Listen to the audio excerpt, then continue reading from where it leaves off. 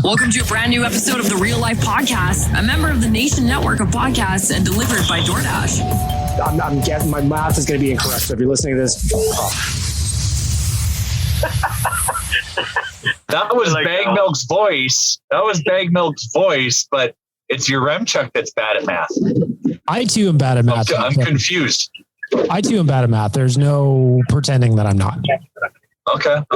Fair. Thankfully, everything that the teachers told me in elementary was all a lie. They said I'd never have a calculator again, and I needed welly. And now I got a computer in my pocket that's more powerful than anything I had back then. And who needs math? Math's overrated, right, Tyler? 100%. I was going to say, I'm bad at math, and I attempt it a lot. You maybe just don't attempt it quite as much as me. Yeah, out of sight. I respect the college try your Remchuk. You put yourself out there with your poor math skills to be skewered by the math community, and I respect it. Yep. You give her a go. Even if you don't win, it's nice to be nominated. Hell yeah. Episode 370 of the Real Life Podcast, brought to you by the HGA Group. Love them very much. Say your name and where you're at right now for point of interest. I've got questions. Okay. Before we get to Nation Vacation, I want to congratulate Jay on the birth of his child. Hey, congratulations. Thank you. It's been a whirlwind the last few days, but it's been fantastic at the same time. Any words of advice for the rest of the world? Bag Milk, do you have access to the buttons right now? Yeah, anyways. Jay, yes.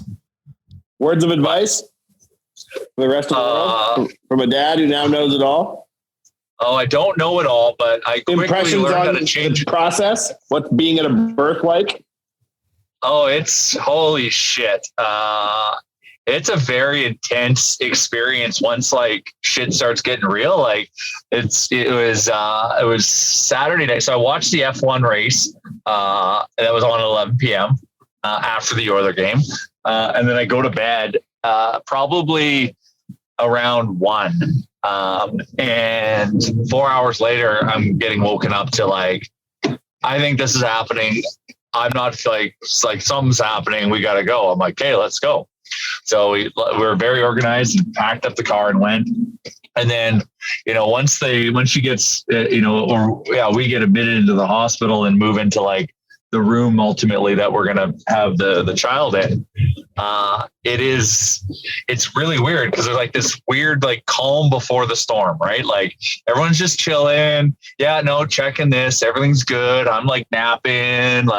I'm checking, we're just chilling. And all of a sudden, Dr. Willen is yeah, no, it's time to push because, Eva had an epidural, so she was super relaxed. And they're yeah, no, it's time to go. And from that moment on to when, Crawford joined us on the outside, it was crazy because, all of the team that gets around it and all the supporting staff that support everyone. And I want to shout out the team at the Royal Alec immensely with how calm they kept us during all this chaos. Cause there was 5 minutes where I'm baby heart rate's dropping and shit's getting real and bringing more people. Next thing you know, there's 10 people in the room and boom, all of a sudden they jumped to action and there's Crawford pulled out, put on Eva's chest.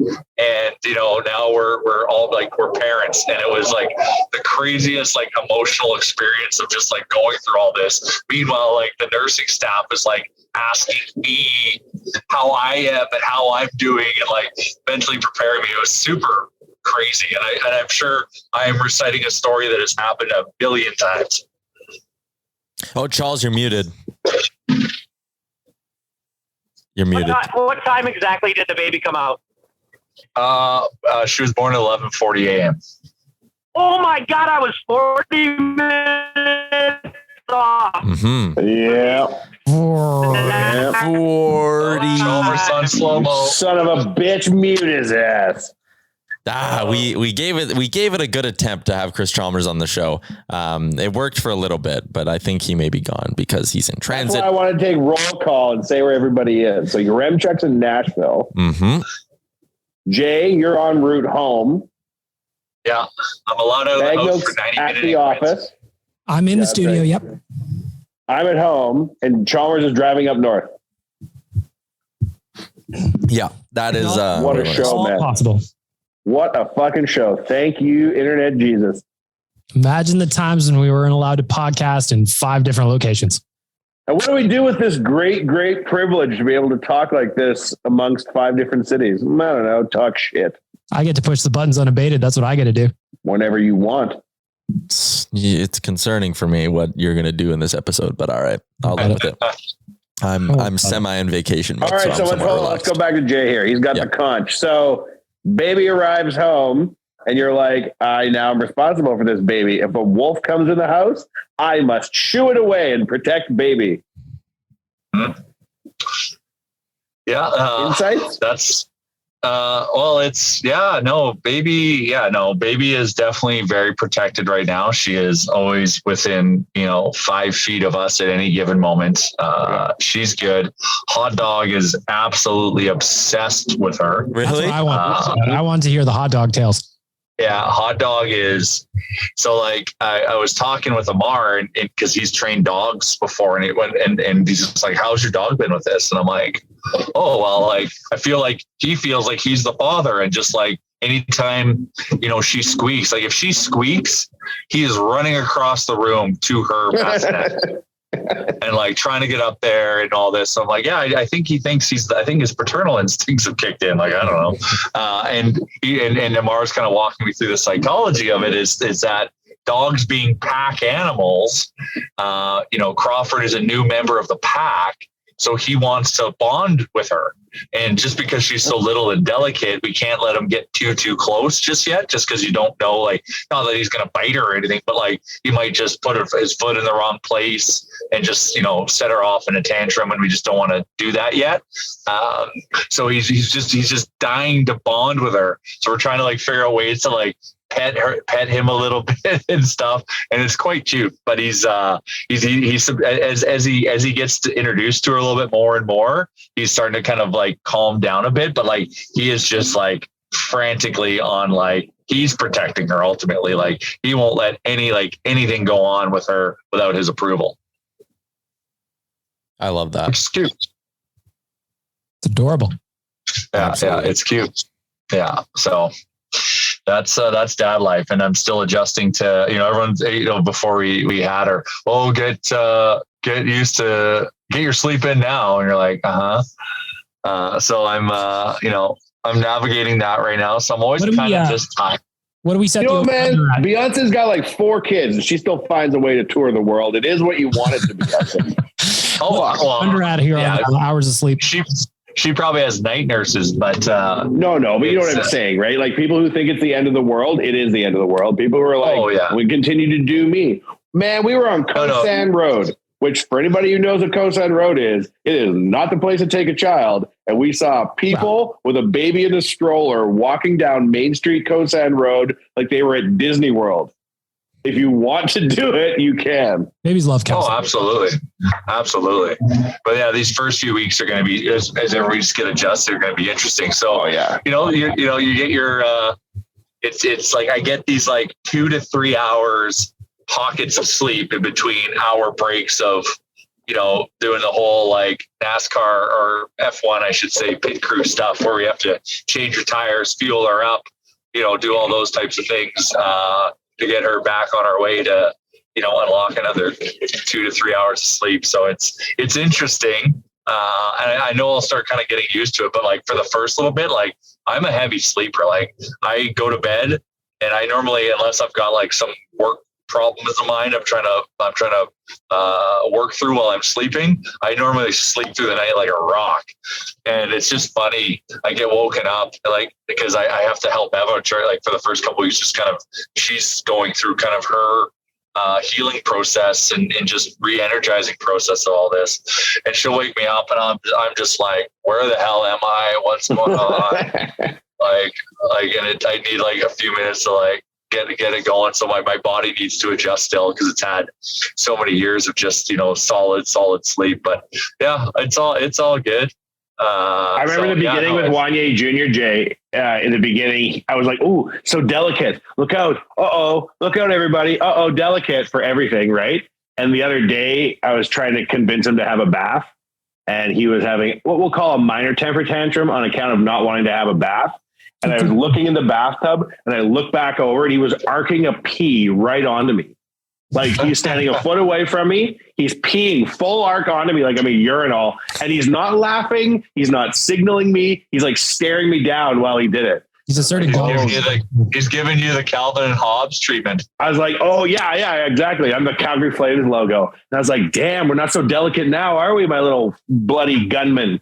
Mm-hmm. So at the first, you're going to be like, uh-oh, delicate, don't touch, look out. But in like 1 year, you'll be amazed how resilient these things are. It's funny, like, you know, when anyone, like, you know, when I held Wanye Jr. for the, I hold other people's baby, I'm like, oh my God, I don't want to break this thing. And like, you can break your own though. The minute it's yours though, but like, I'm like picking it, like, I'm like fucking just all over this thing. Like it's no problem. Like, I changed the first diaper. Like, whoa, I'm winning the diaper change race with my girlfriend right now, which is also earning me a lot of brownie points, which is great. So it's easy. It's like people who say you can't do anything. Like, I hope you got your sleep. Changing diapers isn't even that gross. It's not even that bad. If you're being bitch about it, it's heavy duty. If you're not, it's fine. It's not bad at all. It's not bad at all, but I'm earning great brownie points, which I plan on spending some come playoff time. Smart. It's my playoff brownie point bank that I'm developing right now. The thing with changing diapers is it's in two phases. The first phase, the baby has no say in what's going on, right? Yeah. Right now, they're like they're like the passenger in the car. You're changing them. But one day they activate, and then changing the diaper, you have to play like chess with them, like to distract them. Because otherwise the diaper comes off and it can be quite horrific. Let me tell you, things start moving around the room. Things start flinging. You got a whole set of problems on your hands. Yeah. Oh, yeah. Enjoy the early diaper changes. Yeah, they're very easy. I am getting like F1 style turnaround. It's like tar you're dealing with right now. It's not even real poop. Yeah, it's all good. But enough about baby poop. Tyler, tell us. I am so jealous and envious of your position. So you have to tell us everything. Don't ever text me again when you're out having fun. Hi, Dan. My roommate just came back. So the trip, where should I start? We'll go back to the airport. Airport was a vibe leaving Edmonton. The mayor was there. There was a ton of Oilers fans. We had a Let's Go Oilers chant going outside the gate. Come on. This was the inaugural first flight direct from Edmonton to Nashville. Flair Airlines is the only airline that's doing it. And this was the first time they've done it. So there was like a big thing. You could get chicken sandwiches before you jumped on the plane. When we got to Nashville, they had a band there to welcome us. So you like walked off the plane. And again, they had gift bags for everyone to welcome them to the city. And there's like country music being played and like people there to greet you and be like, welcome to Nashville. So that was like really cool. They really did roll out the red carpet for this trip, which is awesome. Plane was full of Oilers fans, like whatever. The entire plane was just Oilers fans, which was cool. Got to the hotel that first night and then we went to our watch party and the Oilers shit the bed. So that wasn't a lot of fun. I mean, like the watch party was fun, but watching the Oilers lose was not enjoyable. It looks like you got a lot of people to attend it. So good job. Yeah, I would say like, Dan, what do you think? 80 Oilers fans? 100, yeah, somewhere in that range. Like we packed the bar full of Oilers fans, which was really, really cool. Was the bar owner or the manager happy? Were they like, thank you for blessing us with your business, Edmonton? Yeah, I think they were really happy. Like everything went off well. Dan was doing trivia, giving stuff away. Like everything went so well at the watch party. It was a good time. Just sucks that the Oilers didn't win. And then that night we hit the town and Broadway is a lot of fun. Like Nashville, it is. It's an absolute vibe. Like everywhere you go, the music's playing and the streets packed, even though it's like a Tuesday. And it was a really, really good time. Just kind of going out onto the town and all that. So I've been doing pregame shows. This morning I was violently hungover because I drank beers with Bob Stauffer, which was also fun. Nice flex. Did you drink any Fireball whiskey homemade or any moonshine of any sort? No, actually, we haven't done any sort of like Tennessee whiskey or anything like that. It's mainly just been slamming beers, which is really catching up to me because, again, violently hungover today. We were at Tootsie's, the famous bar, yesterday, and we saw a couple Oilers, which was cool. They were sitting there enjoying Nashville. It was the younger guys, so like Fogle, Bouchard, McLeod, and all them. And they were just Bouchard, there. He's old as time. Waz saw Puljujarvi and Koskinen walking into the rink before that. It was really cool. I saw some members. Did you talk to the Oilers at the bar? Be honest. Did you? Because you're a big deal. Did you? I did not talk to the Oilers at the bar. You know, Rick's tight with everyone though, right? Well, Rick knows them probably in real life. Right? Yeah. Does he know McLeod? Who does he know?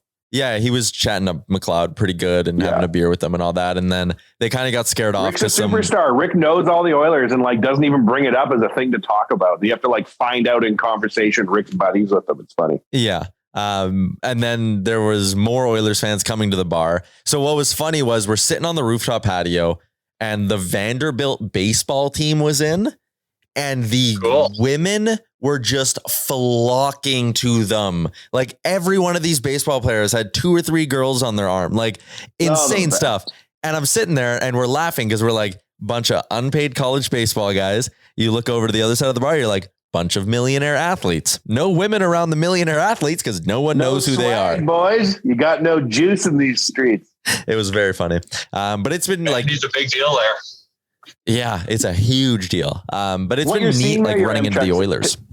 What you're seeing there is like when players are like, oh, I don't want to go play in Canada where I'm a superstar. Like, okay, if you want to go down to the States, the Vanderbilt baseball team will get all the chicks and you won't if you go out, if you're not the big deal in the market. Where would you rather be? I'd rather be somewhere where I'm a god. Thank you very much.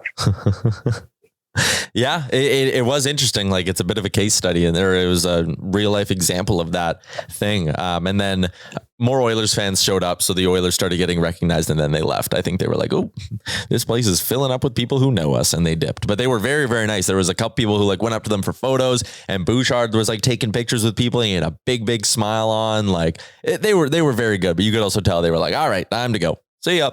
Well, they're getting ready for game day, so they're probably just out to kind of just chill and decompress. So it's good that they did some engagement there, but I totally understand if it's just like, holy cow, this is going to get intense. Yeah. We have to now you're in Chuck. Yeah. Sorry, buddy. I didn't mean to interrupt you.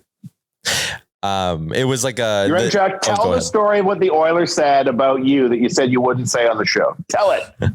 They tell kind the story. It's so interesting. I'm not telling the whole story. But they made it. I want to hear the story. They know who we are, and that was neat. Like they saw us and were like, "Hey, Oilers Nation guys." You know what, Chuck? Sometimes you have to tell the story in an interesting fashion. Why don't you just tell the story and then cut it out so I can hear it? Tell the story that you told before. Nothing bad is there. What do you? So Rick was saying that Warren Fogle like recognized that we were the Oilers Nation guys, and then he looked at me and was like, "Oh yeah, the guys who say I don't score enough." That's a great story. You're welcome, club listeners of Real Life. Fuck, that was like pulling a tooth. Well worth it. So they're big fans of the content, or maybe not big fans of the content, or something. Absolute like that. fans of the content. Warren Fogle knows that you think he should score more. So if he knows, Warren Fogle is actually playoff Fogle, so it's all good. He's saving all his goals. Yep. And if Warren Fogle knows that you think he doesn't score enough, then Warren Fogle probably also knows how handsome we think he is when he's wearing his glasses. Oh, when he wears his glasses, those are my favorite days. Mm-hmm. Good point. Did you mention his glasses to him when you saw him at Rim? Was he wearing his glasses? Was he wearing his? Yes, exactly. No, he wasn't. Yeah. Contact guy. This is why I can't be in the bar when you're hobnobbing with your NHL elites, because I would just walk up to Fogle and be like, where are your glasses? And they'd be like, oh, I think a lost child has wandered in the bar. You're so handsome. We went back to Tootsie's at night, and there were a lot of Oilers fans there as well. And a bunch of the media guys were all there too. And like the Oilers social team was there. And I got to witness Kate Mack, who runs the Oilers Twitter, was one of the people that runs the Oilers Twitter. Her and Kennedy met. And it was perhaps the most pure moment on this trip, because Kennedy goes and introduces herself, and Kennedy was like, I'm such a big fan of what you do. And then Kate Mack was like, I'm such a big fan of what you do. And it was cute to watch them meet. That's it was adorable. Very nice. Yeah, very adorable. I like all of this. Who would you say, Tyler, has been recognized the most down in Nashville? Who has been wrecking? So I don't know about the most, but Rick has been laughing because there's people coming up to Rick and being like, "You're Rick from the Pint. I listened to the podcast." He was standing at the airport in Edmonton and like a Flair employee came up and was like, "Hey, you're Rick from the Pint." And then the guy in front of us on the plane turned around and was like, "I recognize your voice. You're Rick from the Pint." It's very funny to watch Rick reach superstar level amongst the fan base. As he should. Oh, that's awesome. Well, how does he handle it? With grace? You can tell like it is weird when people just like come up to you, or not weird, but it's like, you know, it throws you off a little when someone comes up to you. It's like, "Hey, I know you, blah, blah, blah." So you could tell it like the first couple of times it caught him off guard because he was like, "Oh, hey, nice to meet you." It was good. I love that. That's the best. Also, watching an Oilers game next to Rick is such a goddamn experience, man. That dude was yelling about non-calls when it was 5-1. Great. Are you sitting next to him tonight? Because in the stands is a completely different experience. It's the next level. About that. I would like to sit next to Rick. I don't know if we've dished out the tickets yet, Dan. Oh, we have? Yeah. Okay. So I'm hoping I'm sitting next to Rick. Oh, nice. I am. Okay. I got the confirmation. So I'm excited. The first time I went to a game with Rick and his seats at Rogers. Record him, like, your Chuck. I should. Yeah. The new arena. We're walking down to his seats. They're like lower bowl on the end of a row. And so many people are like, "Oh, hey, man. Hey, Rick. Hey, what's going on?" Like, every fourth person knew who Rick was. And I was like, that's really weird. Why does everyone in Rick's section know who Rick is? And then the game began. And I was like, holy crap. Everybody within 4 sections know who Rick is. He's the loudest fan of all time. Yeah. You got to record some of it and put it out on stories, please. Yeah, I will. You got it. The second you sit down until the second the buzzer goes to end the game, Rick is nonstop. He's honestly one of the best to watch a game with because he brings you up, man. It's awesome. Yeah, it was a good time there. I was also sitting next to a nice couple from Ontario who flew down here to watch the Oilers, hang out with us and all that. So they've been great. We've been partying with them. About PointsBet. Yes, I did actually. I said, "Hey, you're from Ontario. You can download the PointsBet Canada app and you can bet with us." #risky business. So I don't worry. I definitely did plug PointsBet to them in person. What else did I have to say about the trip? I want to share a take that I'm not sure if it is a hot take or just common knowledge. I think hungover today, right? So I went for a walk to find myself hangover food, and a lot of people would go for like a burger or something, but I think a good chicken salad is an elite hangover food. What are we talking about? A chicken salad? Like with the main? Or are you talking about an actual salad with chicken in it? Yeah, like I got this bowl. It was like a custom salad place kind of by the hotel, and I had lettuce, some dressing, chicken, roasted chicken. It was delicious. You're talking about a legitimate chicken salad. A legitimate chicken salad with some other veggies mixed in there. Like the chicken gave you some protein, helped refuel me. And then the salad is like light and refreshing and like hydrates you a little bit. Chicken salad, top tier hangover food. I would have been going to the canteen and murdering tacos. That's what I would have done this morning. You know, you're probably right, but what your body needs electrolytes. And so like something really sodium based, something that like I feel like pho or something like that would be like elite because it's hydrating and it's full of electrolytes and it's delicious. I guess sorry, go ahead. Like you should probably eat a crispy chicken salad or whatever, not crispy chicken, a chicken salad. Yeah. But I just struggle with it. I'm a pho guy too. If I'm hungover, a nice bowl of pho, delightful. So I guess maybe the missing part of this equation in me explaining why this was great is it's so hot and humid here that like I couldn't go get like a bowl of soup. Like it was just too hot. You needed something light and like not steaming hot, you know? Are you feeling musky, Tyler? It's so humid here. Also, I was laughing at Rick. Before this trip, even right now, although I have looked it up, I could not point out where Nashville is on a map of the United States. I had no idea where we were. Like we landed and I turned to Rick and I was like, I straight up don't know what part of the country we're in. And he was like, yeah, I don't either. And like you look outside, everything's so green. And for some reason, maybe it's like the country music stuff. I was expecting it to be more like desert-y kind of. But it's like very green and humid. And the rainstorm last night was fucking bananas as well. Yeah, they get storms there. Yeah. There was like tornado warnings. Oh, that's fun. It's that video of Rick hitting that ball and striping it, PS, at Top Golf. And then the lightning perfectly timed. Yeah. Super That's cool. what dreams are made of, Top Golf. Now, other question, Tyler. Are the nation vacation trip rules being maintained? As in 1 before 10 or 10 before 1? That's right. It was being maintained until this morning when, again, violently hungover. I just couldn't. I have not had a drink yet today, and it's 3:00 in Nashville. I could not bring myself to do it at all.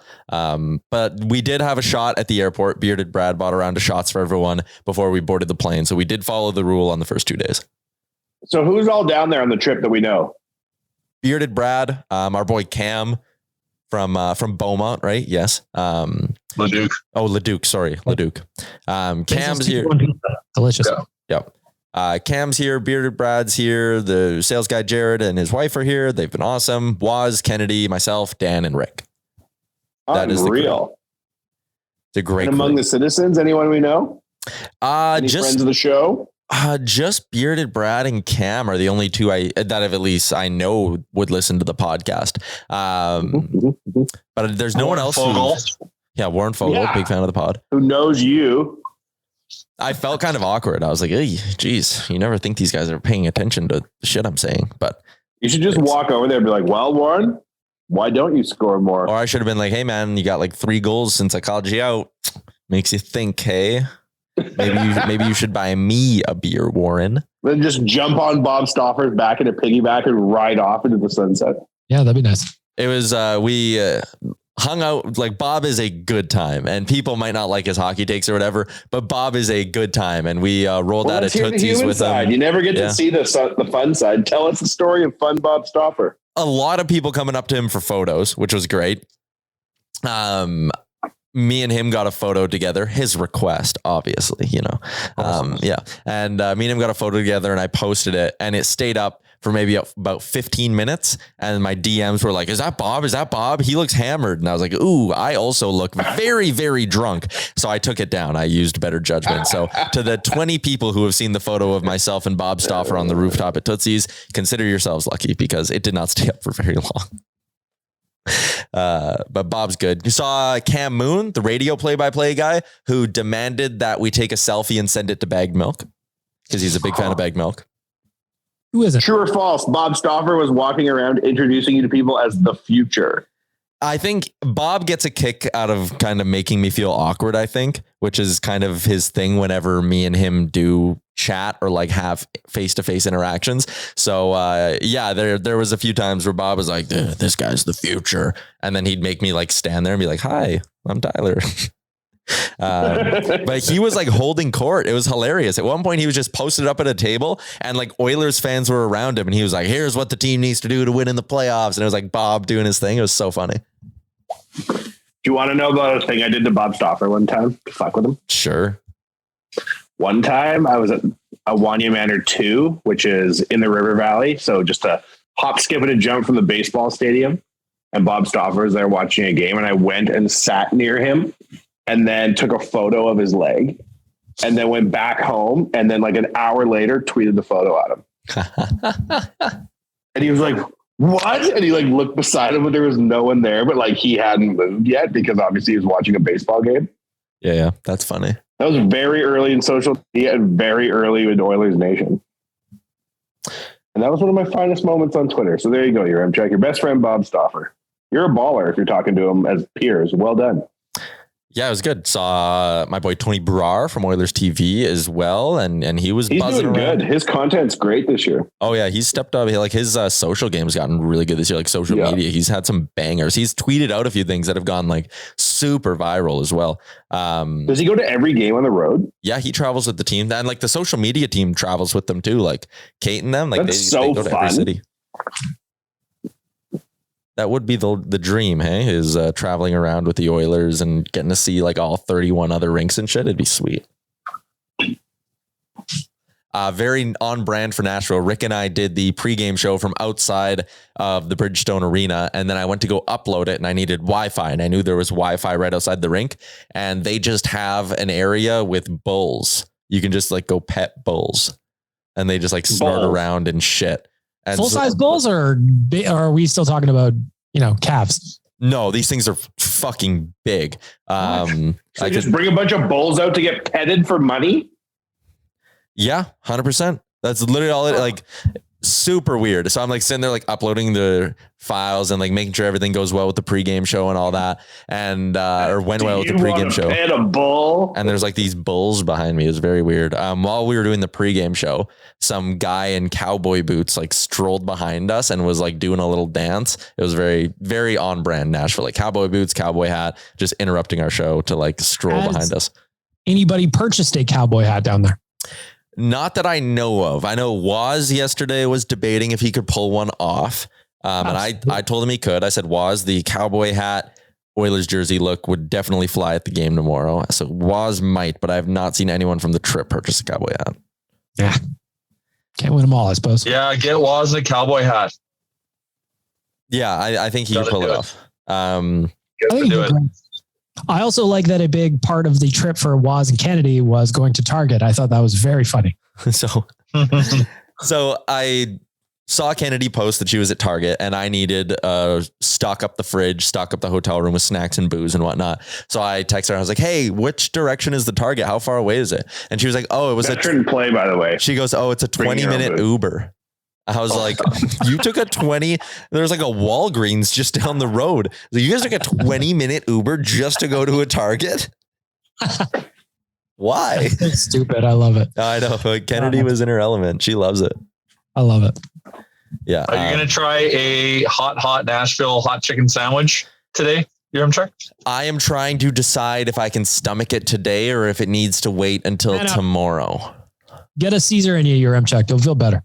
It'll right the ship. There's also a Jimmy John's, and I've never had that, and Rick really wants to try it too. Jimmy John's is decent. Is it? It is good. It is good. It's good. It's good. But good hangover food too. Not too greasy. I think you can get that at the airport though.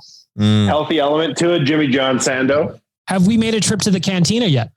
Oh, yes. This is a good story. So it is 2-ish in the morning and our crew is rolling around Broadway. And someone says, we should go get tacos at the cantina. And I'm like, hell yeah. So our group of 7 of us strolled over to the cantina. I was up first. I ordered on the little screen.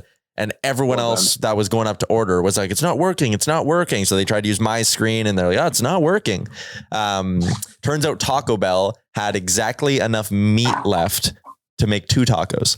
And they made my 2 tacos and no one else got a taco. And I flaunted. There's a great photo of me in the middle of the street in Nashville, like looking all drunk. And I got my fucking bag of tacos and I'm crushing one. It was great.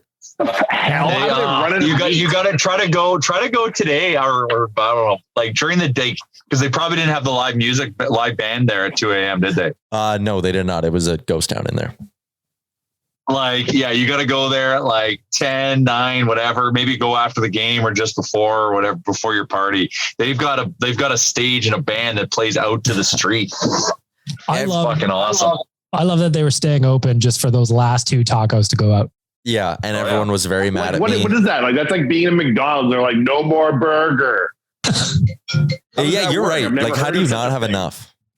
Like, what supply chain issues, man? In a full fucking Taco Bell, they ran out of Taco Bell. What are you talking about? Oh, that thing would have been busy fucking from open till close. Mm-hmm. Am I remembering the before times? And now things have changed and Taco Bell's run out of meat because the world is ending? Yeah. We were talking about hangover food. And maybe I will... Taco Bell index.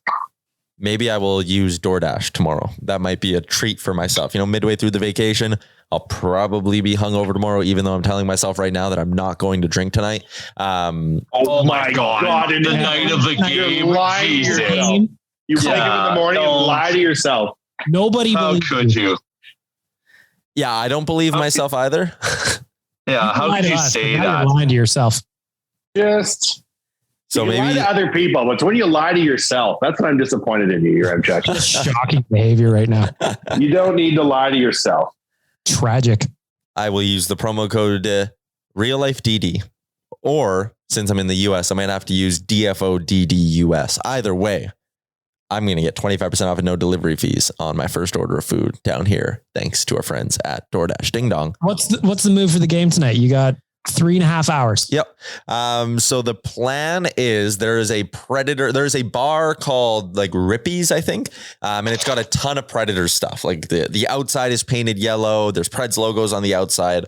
So our plan, and we've been telling Oilers fans this, is, hey, maybe we crash that Preds bar and we just fill up the Nashville Predators bar with 100+ Oilers fans. And it's literally like right next door to the arena. Like you can see them. It's across the street. So yeah, we might just load up that bar. Get there early and set the vibe. Yep. Set the tone. The flag early and tell people to come there because that bar will get busy. I'm just giving you some advice because I want you to succeed in this mission. You already did it at the bar for the Minnesota game, but for that one, to just get the team to show up a little early, plant your flag, shoot out the bat signal for the other Oilers fans to come and run that shit. Yeah, Sir Dominant. Yeah. Okay, I will. I was gonna have. Okay. Sir Dominant. Okay. Sure. I'm trying to decide. I packed the romper and I packed a Draisaitl jersey, and I'm trying to decide which one to rock to the game. Romper. Asserting dominance. Are you kidding me? The romper. Yeah. Romper might be a vibe. Or Draisaitl jersey over the romper. Then it just looks like you're wearing little shorts. That's cute. A romper says, "I could care so little about any of you, and yet clearly I'm in charge." Okay, romper might be. I'm a bigger fan. Look at me. I'm the future, Bob Stopper. And if you're talking about it being hot and humid, listen, romper's got a little bit of room to breathe. I think you'll feel really nice. Yeah. Hey, wear the romper, find Stopper, and unironically tell him how you think sports media will evolve while wearing a romper in a bar. Yeah, yes. And it's so hot there. So just your nutsack underwear and the romper, and you are you're set up for success. Twigandberries.ca, promo code Nation15 gets you 15% off. You can wear nutsack underwear just like I'll be underneath my romper at the game tonight. Woo! Wow. It is the underwear of choice for male rompers. Mm-hmm. Also, I made a smart move. I packed a nation flag on the trip, so I'm going to bring that as well. Oh yeah, drape that. There you go. There's your jersey. Cape. Wear that as a cape. How about you being on the game the other night, your Amchek, looking like an absolute Oilers fan of the ages? Yeah, that was a great shot of me too. Like the vibe of Jersey Saturday night. I'm clearly drunk. You're happy as shit. You're pumping your fist. Twitter lit up. My DMs on everything were just like, you. I saw you. Did you guys see the kid on TikTok? No. So there was this little Flames fan. I'll send you guys a link to the TikTok too, because it's hilarious. His name is Callum the Flames fan, and he posted a video, and it's like got this whole bit. It's like a TikTok trend, and it's just about me being at the game. Yeah. So it's this little Flames fan. I just sent you guys a link to it, and I'm watching it. So he posts this video. It has 16.6 thousand views. It's this kid's most popular TikTok ever. And then you go into the comments and it's some people talking about the game. Some people are like, one guy, Jalen, that guy's mom used to be my teacher. What? People just commenting this on TikToks about me. It's very weird. And then there's a bunch of other people who were like, bro, I saw him too. And I was like, I honestly think the majority of people that recognize me, especially when I go to the games, they recognize me from TikTok. Like Waz and I, like the TikTok's just so damn popular and like so many people are on it and you're front facing all the time. Right. So I really think the majority of people who will come up and be like, hey, you're the guy from Oilers Nation. It's 100% TikTok related. Good. You're in, Chuck. I was watching that TikTok and I kicked back into Instagram and we posted a clip from the pregame show. Walk me through why that cowboy is walking behind you guys like that. I don't know. He was just randomly happening behind you. Yeah. He's straight up just like cruising behind me. It's up on our YouTube. I'll share it to my story or to the podcast story as well. And he was just strutting around in his cowboy boots. And then he walked off screen, did a cartwheel and went and sat on the grass. Fucking right. Of course. The show within the show. Yeah, it was weird. And then so Dan and Bearded Brad did the same walk behind after, but we did not know who that cowboy guy was. I would tell you if it was a shtick or if we told them to do it. Straight up, if you watch the pregame show, it's me and Rick talking, and then I look behind me and I'm like, what the hell? It was funny. That's cool. Pregame show outside, 26-degree weather. I would love for us to figure out a spot to do that in Edmonton, maybe for a playoff pregame show, have Caroline and I go on location somewhere. Yeah, we will figure that out. Cool. That would be a lot of fun. We've got ideas. Yes. And there may even be a cowboy on those pregame shows as well. You never know. Do we want to talk? See Warren Fogle again, and he's wearing his glasses. You should take a photo with Warren Fogle with you wearing his glasses. And me in the romper. In the romper, Warren Fogle's glasses, Warren Fogle in the photo. Yeah. That's top tier. That would be. I'd like it. I'd like that photo if I saw it in a heartbeat. What's the chicken place I'm supposed to go to, Jay? Hattie's? Well, I guess. Sorry. Before I answer that question, I had to sneeze. Thank God you didn't mute it on a live podcast. So Hattie B's is the one that's that's very visible right across the street from the arena. Now, because it might be super busy. So go there. It's a very commercial one. Everyone's telling you to go there. So go there and get the extra hot. If it's too busy, there's a little food court mall right above it. And that's where my favorite place, one of my favorite hot chicken brands, Prince's, is there. So go see the Prince if Hattie's is too busy. Okay. Because Hattie's is the big kind of commercial one. So go there. But if it's too lined up, which it probably likely will be, go to Prince's right above it. Okay. That will be the play then. Maybe I'll even hit them up or hit them both up while we're here because we don't leave. So Dan had thought, and I was under the impression that we flew back Friday night. We don't fly back until Saturday night, which means we have a full day Saturday, an afternoon Oilers game to watch, and then we fly back, which is wild. How many days are you down there? It's 5 days. We got it on Tuesday. What the fuck? This is without a doubt the longest nation vacation.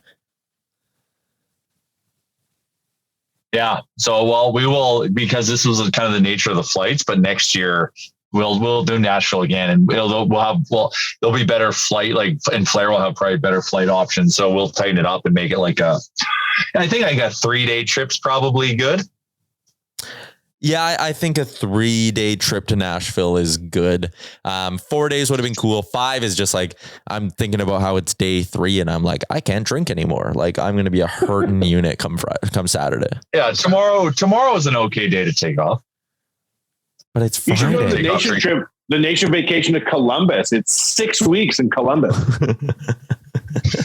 and you just watch one Oilers preseason game. Yeah. You don't even see regular 43 nights in Columbus. I actually feel like if we did something like that, if we were hey, we're doing the worst nation vacation ever. And it was you're going to Traverse City for the rookie tournament and you have to stay there for 6 days and you're staying an hour from the rink. People would be into the bit, Next nation vacation could be going to Toronto though. We're still planning on that. We're still gauging interest.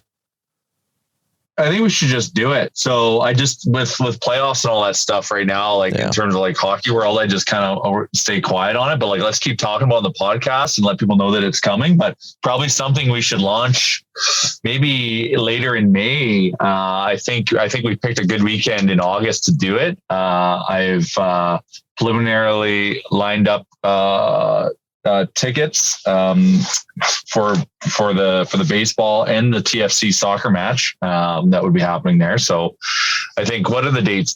August 13th to 16th or 12th to 15th. Yeah. So just be aware. We're working on the logistics right now. So we'll get ready to launch that probably end of May. Bag Milk, did you watch Vladdy dominate yesterday? Buddy, not only did I watch Vladdy dominate, I won a nice little chunk of money on him. Beautiful. I went pretty heavy on him getting 1 homer. Plus I did another prop bet on him doing over 1.5 total bases or something. So I cleaned up pretty nicely. Good, man. That was unbelievable to watch him just rake the way he did off Garrett Cole, who's one of the best pitchers in the majors. Like fucking Vladdy, he could very well hit 50 bombs this year. It was a bummer that Jays couldn't get him back up in the 9th inning to try and go for a 4th one. Yeah, it would have been wild. But he went 4 for 4 though, which is crazy. Yeah. 3 dingers and a double. Vladdy's a machine. Tyler, have fun. Be safe. Have a good time. I got to go. Bye. Oh, okay. What the hell? That was abrupt. That was weird. I'm trying to think. Maybe he's in a hostage situation. Yeah, that was. Yeah. Did he forget he maybe had another meeting at 2:30? I can't imagine it's that urgent that you ran on the pod, you flip out. Is there a fire? You're not at the office anymore, right, Jay? No, I'm sitting on my driveway at my house. I just saw that Evander Kane's ex-wife donated $200 to Ryan Hartman to help pay his fine. Jesus. Yeah. Anyway, with specific needs. We'll leave it at that. All good. Yeah, that was something. Ryan Hartman, though, saying that all the money sent to him to pay for his fine will be going to the Minnesota Children's Hospital. So good on Ryan Hartman, who got fined however many $1,000s for giving Evander Kane the middle finger in the last game. You should give all that money to the linesman that saved his life. Imagine he didn't give it to charity. And he was just like, give it to charity. Imagine he didn't though. He's just like, I kept that money. Thanks, everybody. Yeah. Everyone's like, what? Like, I thought those were donations. I kept it. I don't like how much of a hero. Like, he's doing the right thing with the money, but oh my God. He's not a hero for flipping off Evander Kane. Like, what? No. He is such a loser. And did we post a video with the 2 guys doing the middle finger off? Was that us? I don't know. In the street, how it reminded you of the 2 guys giving each other. Yeah. I think Dan did it. Yeah. So it's good. which is hilarious. Like, that's like, oh God. Anyways, Minnesota definitely is a good hockey team. And we didn't have we didn't have our juice either. So it would have been good if our Colorado effort was deployed against Minnesota to kind of see how we really stacked up. But I loved that one-on. Like, there's some truth there, like in the 1-on-5 scrum. Like, where's everyone else? But I loved that Evander was 1-on-5 and just holding court. I loved it.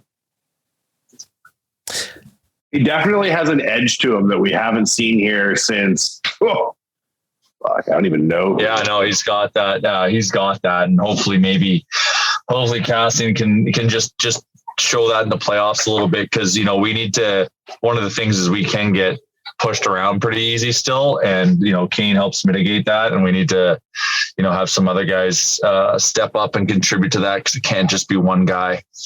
If you can only have Kane or the Bison King going forward, who do you pick? Bison King.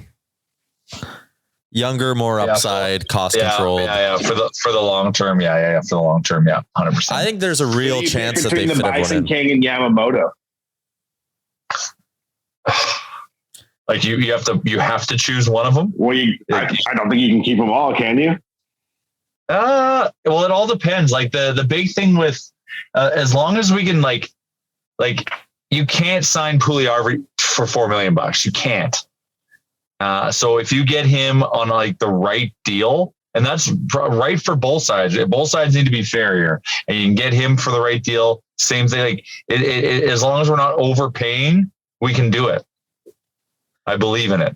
I'm led to believe the Oilers have started contract talks or have had discussions with Puljujärvi. So good. I'm told Yessi isn't necessarily the most shrewd negotiator in the world. Maybe they can. His agents. But maybe they just need to trick him, like an old school trick, right? Yeah. Yessi, sign this piece of paper. It's for a fan.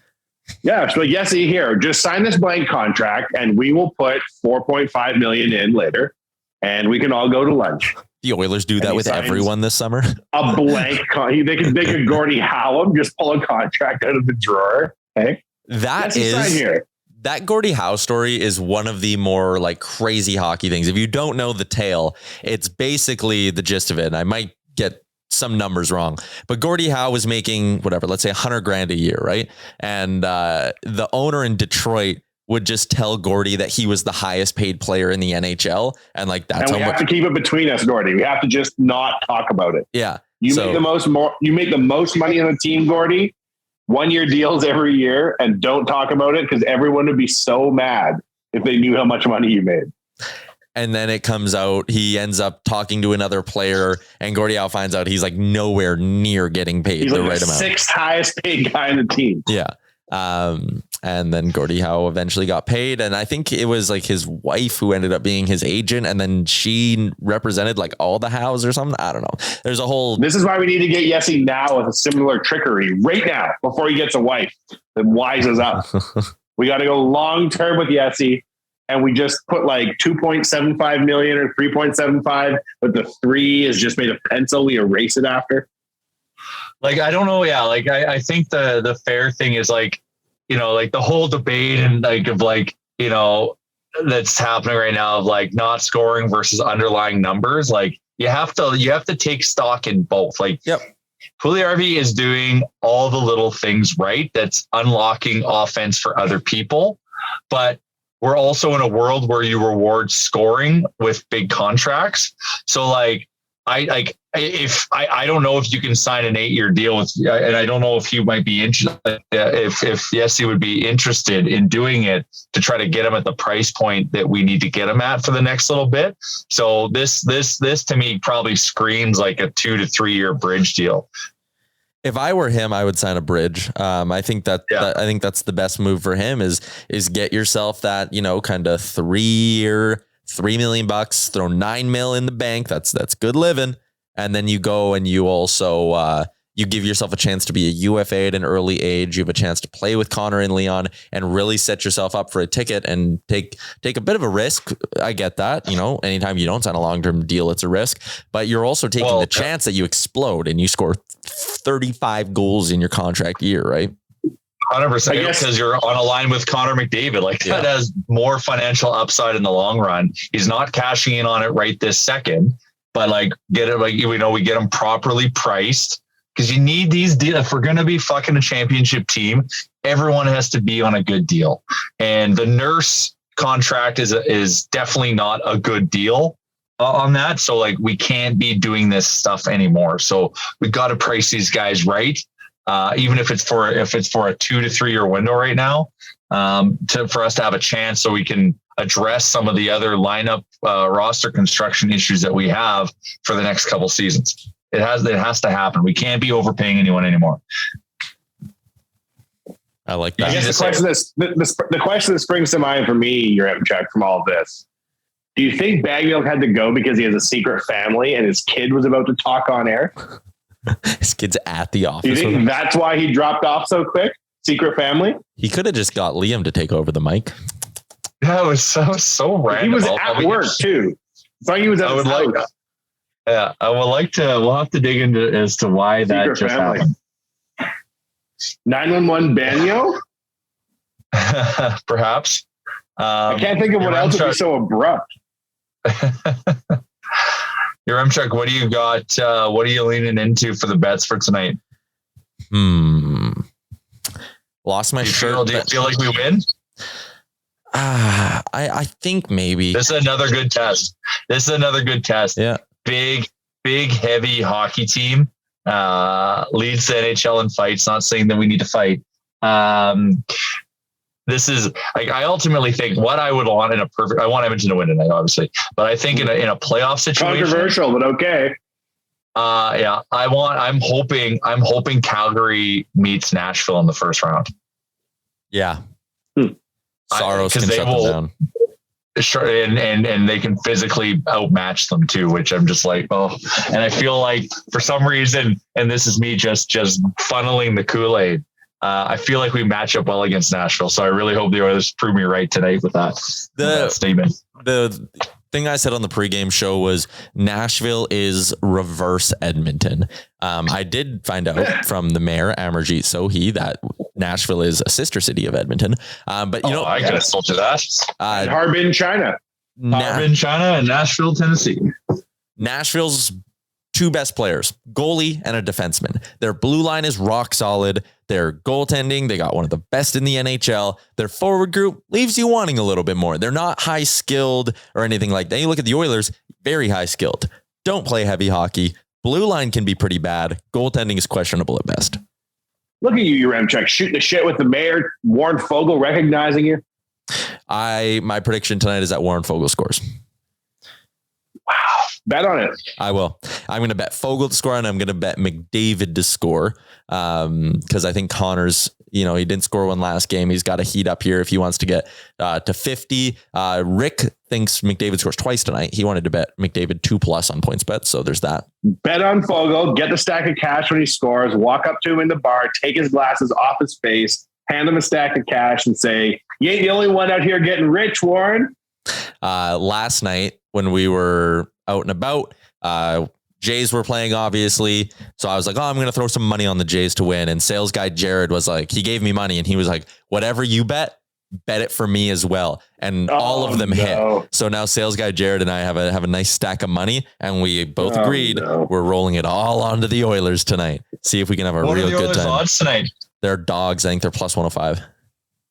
Yeah, well, they should be dogs, but okay. Yeah. All right. Well, we're going to wrap this thing up because it looks beautiful outside my hotel room, and I kind of want to go for another walk. Well, I know you guys need to get to that bar and fucking plant our flag. It's still 3 hours till puck drop.